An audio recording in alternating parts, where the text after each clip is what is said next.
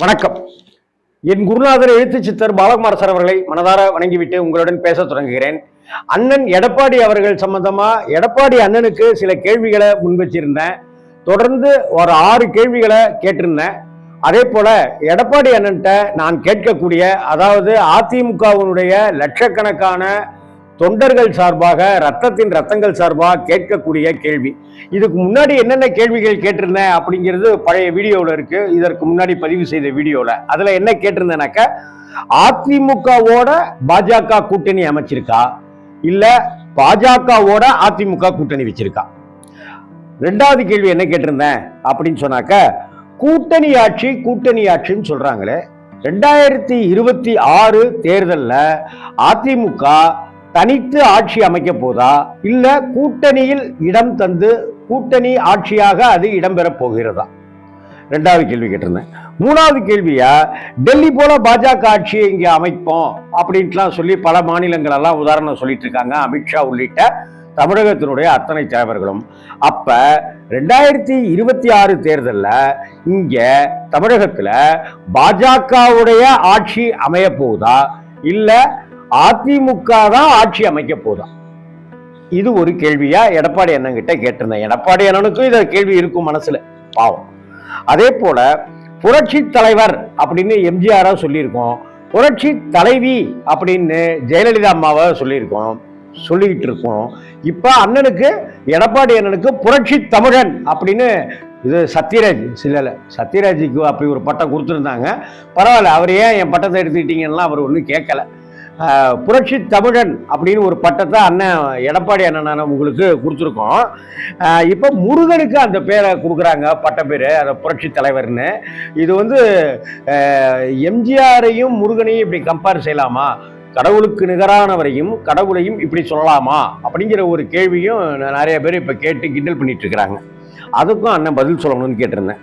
அதே போல அண்ணாவையும் பெரியாரையும் அந்த இந்து முன்னணி, RSS, சங்கி பரிவார், விஸ்வ இந்து பரிஷத், பிஜேபி அப்படின்ட்டுலாம் சேர்ந்து நடத்திய அந்த முருக பக்தர்கள் மாநாடுங்கிற போர்வையில நடத்தப்பட்ட அந்த அரசியல் கண்காட்சியில அங்க ஒரு ஏவி போட்டு காட்டப்பட்டதுல பெரியாரையும் அண்ணாவையும் இழிவுபடுத்தி இருக்கிறாங்களே, இது பத்தி எடப்பாடி அண்ணனுடைய நிலைப்பாடு என்ன?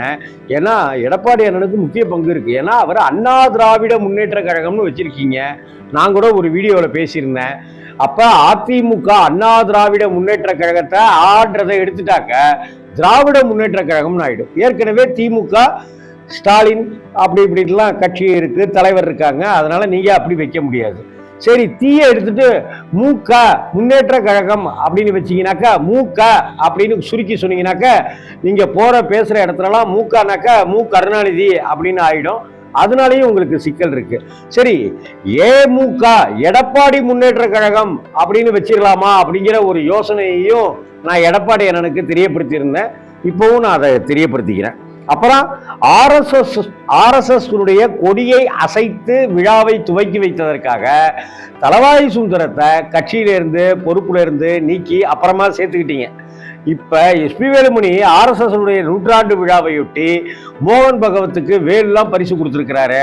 இதுக்கெல்லாம் நீங்க என்ன பதில் சொல்ல போறீங்க? இவரை ஏன் பதவியை விட்டு நீக்கல, கட்சியை விட்டு நீக்கல, தற்காலிகமா அடுத்த வாரம் திரும்ப கூட சேர்த்துக்கங்கன்னு கூட கேள்வியை கேட்டிருந்தேன்.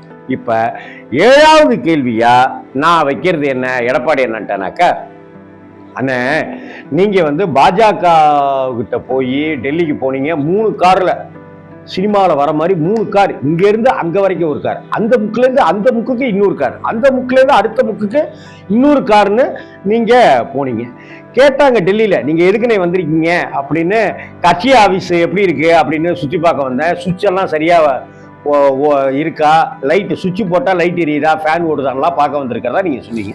அப்புறம் போய் அமித்ஷாவை சந்திச்சிங்க. அதற்கு பிறகு கூட்டணி இல்லைன்னு, கூட்டணி உண்டு அப்படின்னு நீங்க வாசனுக்கு செருப்பு மாற்றத்துக்குள்ளாரே அமித்ஷா ட்விட்டர் போட்டாரு, ட்விட்ல பதிவு பண்ணிட்டாரு. கூட்டணி அப்படின்னு. அதற்கப்புறம் இங்க வந்தாரு, உங்களை வச்சுக்கிட்டு கையை தூக்க சொல்லி எல்லாமே பண்ணாரு. அதுக்கப்புறம் நீங்க சொன்னீங்கன்ற காரணத்துக்காக தான் தமிழக பாஜக தலைவரா அண்ணாமலை அவர்கள் இருந்தாரு. உடனே அண்ணாமலையை தூக்கிட்டு நயினார் நாகேந்திரனை நியமிச்சாங்க. அதுக்கப்புறம் தான் கூட்டணி அறிவிப்பையும் அறிவிச்சாங்க. அதே மேடையில கூட நயினார் நாகேந்திரனும் இருந்தாரு, அண்ணாமலையும் இருந்தாரு. இப்ப தமிழகத்தினுடைய பாஜக தலைவர் நயினார் நாகேந்திரன் தான் அப்படின்னு இருந்தாலும் கூட போற பக்கமெல்லாம் திரிய கொளுத்தி எடப்பாடியான உங்க பக்கமே போட்டுக்கிட்டே இருக்கிறாரு, அதிமுக பக்கம் போட்டுக்கிட்டே இருக்கிறாரு அண்ணாமலை ஜி. எங்க பார்த்தாலும் அப்படி சொல்லிக்கிட்டே இருக்காரு, வார்த்தைக்கு வார்த்தை. 2026 அண்ணே எழுதி வச்சுக்கங்கன்னா பாஜக தான் ஆட்சி அமைக்க போகுது தமிழ்நாட்டில் அப்படின்னு சொல்லிக்கிட்டே இருக்காரு. இப்ப தமிழகத்தினுடைய மாநில தலைவர் அப்படிங்கிற பொறுப்புல இருக்கிற நயினார் நாகேந்திரன் தான் உண்மையான பாஜக தலைவரா, இல்ல உங்களுக்காக ஒரு பிம்பிலிக்கா பிலாப்பி மாதிரி ஏதாவது நயினார் நாகேந்திரனை உள்ள வச்சுட்டு அண்ணாமலையை வெளியே விட்டுக்கிட்டு பாஜகவுடைய திட்டத்துல இதுவும் இருக்குதா? இது உங்களுக்கு ஏதாவது புரியுதானே? எங்களுக்கு ஒண்ணுமே புரியலன்னு அப்படின்னு தான் லட்சக்கணக்கான ரத்தத்தின் ரத்தங்கள் கேட்கிறாங்க. அண்ணாமலை ஆனா பிஜேபியில தான் இருக்காரு, அதுல மாற்றம் இல்லைன்னு. தமிழ்நாட்டுக்கு மாநில தலைவர் நயினார் நாகேந்திரன் தான். ஆனா நீங்க சொல்லிட்ட ஒரே காரணத்துக்காக அந்த பொறுப்புல இருந்து அண்ணாமலைய தூக்கி வீசிட்டாங்க. ரைட்டு தான். ஆனா அவர் பாஜகவில் இப்ப பொறுப்பு இல்லாம இருந்துட்டு இருக்கிற இந்த சமயத்துல அவர் கண்ணா அப்படின்னான்னு எசகு பிசகா எடக்கு மடக்கா எடப்பாடின்னு அதை எடக்கு மடக்குக்கு பதிலாக அதை சொல்றேன் நான் அப்படின்லாம் பேசிட்டு இருக்காரு.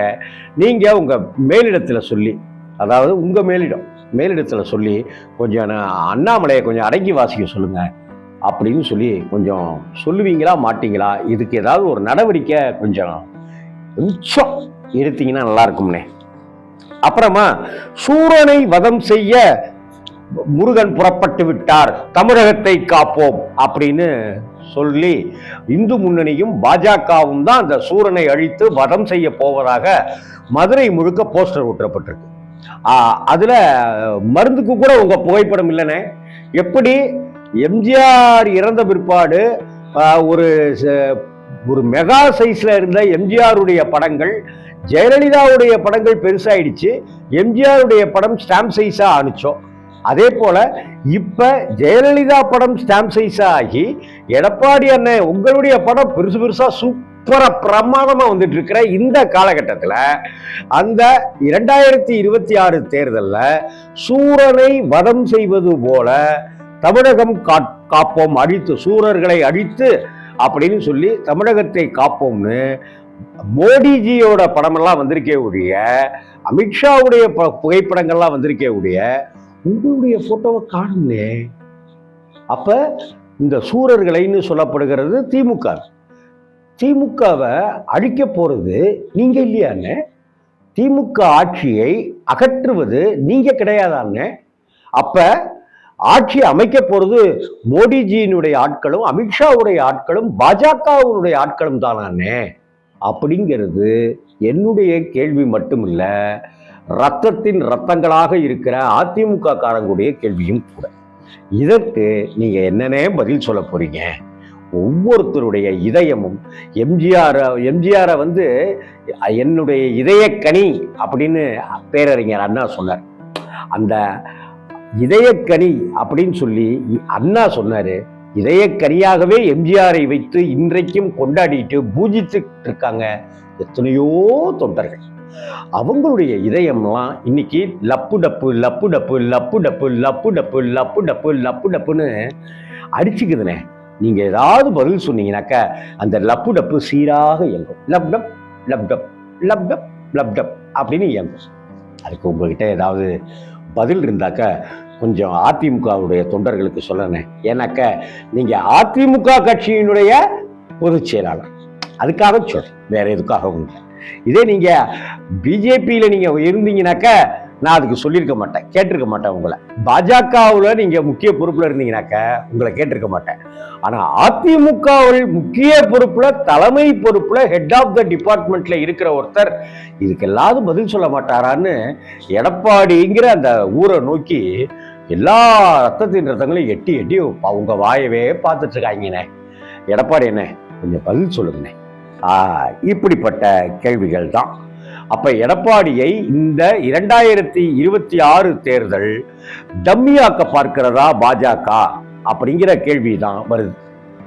ராஜேந்திர பாலாஜி வருத்தம் தருது அப்படின்றாரு, கொந்தளிக்கல, பொறுத்தது போதும் ராஜேந்திரா பொங்கியடின்னு பேசல. எங்களுக்கு கொஞ்சம் வருத்தமா தான் இருக்கு இந்த ஏவியை பார்த்தப்ப அப்படின்றாரு. செல்லூர் ராஜன்னா அதை விட காமெடி. அவரு ஒரு பக்கம், ஆர்வி உதயகுமார் எங்களுக்கு தெரியாதுங்க, அதாவது முன்னாடி தான் உட்கார்ந்து இருந்தோம், ஏவி போட்டாங்க, எங்களுக்கு முன்னாடி தான் ஏவி ஓடிச்சு, ஆனா பின்னாடி அந்த ஸ்பீக்கர் சத்தம் எங்களுக்கு சரியா கேட்கல பாருங்க, அதனால எங்களுக்கு சரியாவே புரியலங்க. அடுத்த நாள் டிவி பார்த்து தான் தெரிஞ்சுக்கிட்டோம். அடுத்த நாள் டிவி பார்த்து தான் தெரிஞ்சுக்கிட்டோம்னு உங்க டைலாக் என்ன எடப்பாடி? என்ன உங்க டைலாக்? எந்த டைலாக் ஞாபகம் இருக்கா? தூத்துக்குடி ஸ்டெர்லைட்டு துப்பாக்கி சூடு 12 பேர் அங்க பலியானாங்களே.